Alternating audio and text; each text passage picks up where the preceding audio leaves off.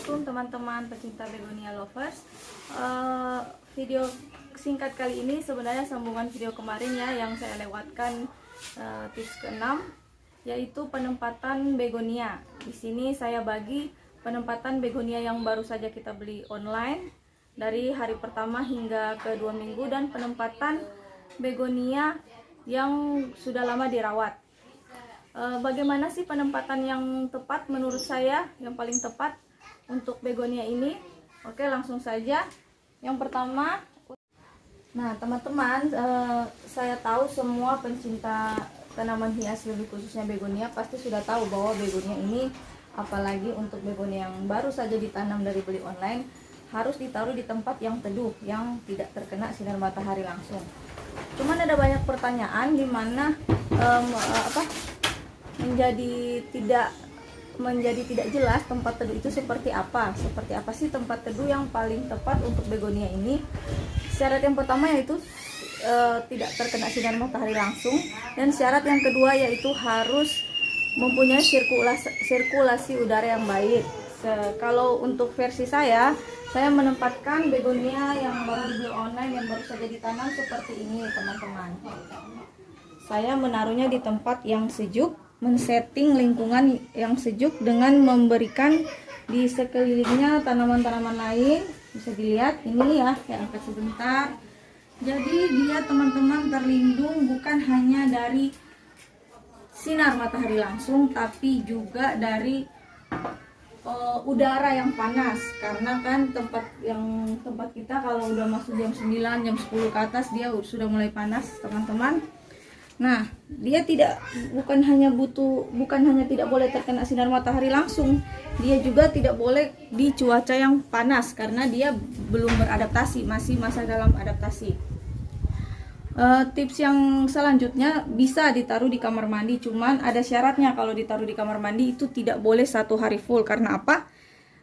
Karena dia setelah kita keluarkan lagi, dia memperlambat proses adaptasi, karena sirkulasi udara di kamar mandi ataupun di kamar itu tidak baik.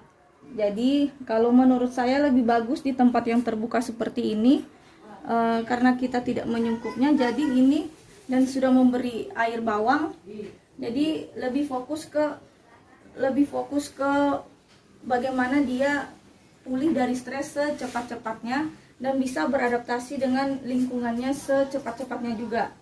Jadi tidak perlu kita masukkan ke kamar mandi. Kalau mau dimasukkan ke kamar mandi boleh ya teman-teman, tapi untuk 2 atau 3 jam di saat cuaca memang sangat panas, misalnya dari jam 10 sampai jam 2, jam 3 dikeluarkan lagi di luar yang di ruangan yang sirkulasi udaranya baik, seperti di teras rumah.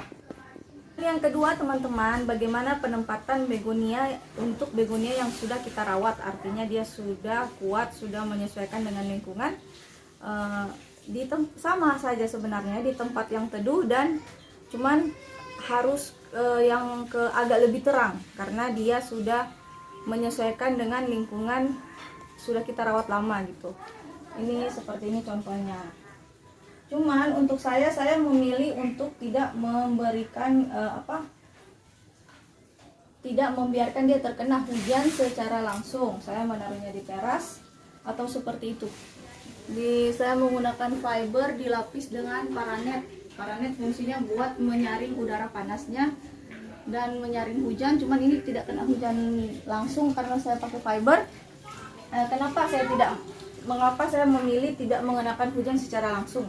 Sebenarnya begonia ini tidak anti dengan hujan ya teman-teman, dia kuat. Cuma air hujan sebenarnya mengandung pupuk alami, yaitu mengandung nitrogen yang tinggi. Tapi kenapa sebaiknya kita tidak mengenakannya air hujan secara langsung? Karena kita tidak bisa memprediksi seberapa lama hujan ini akan turun. Dan jika dia turun berlebihan, misalnya kena hujan seharian, maka akarnya bisa lonyot teman-teman. Jadi untuk mempersingkat teman-teman, kesimpulannya ada 3 ya. Dia di tempat teduh, tapi ada syaratnya, teduh tetapi terang, tidak gelap, dan sirkulasi udaranya baik.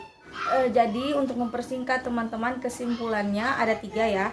Dia di tempat teduh, tapi ada syaratnya, teduh tetapi terang, tidak gelap, dan sirkulasi udaranya baik. Terima kasih. Assalamualaikum warahmatullahi wabarakatuh. Bye. Yeah.